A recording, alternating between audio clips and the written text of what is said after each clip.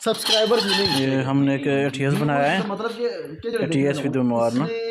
तो ये एक पैनल के अंदर 3 ATS विद मोबाइल है ना, उस तो कैसे मतलब पैसे फिर अगली वीडियो फिर व्यू जो है ना काटो सन ये इस तरह ये $2 मैग्नेटिक प्रोडक्टर है, वीडियो ने LCD 95।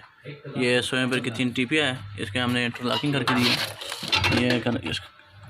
ये मैन वाला लगाएगा, ये लगा सकते हो वापडा जनरेटर बाईपास, और ये लगा के वापडा बाईपास कर सकते हो इसको।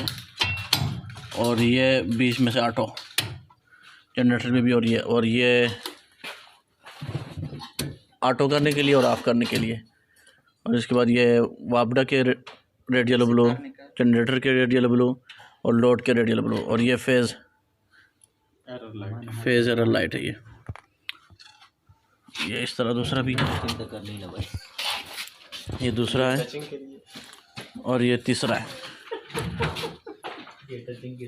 तो ये एक पैनल के अंदर 3 ATS विद मोबाइल बनाए हुए।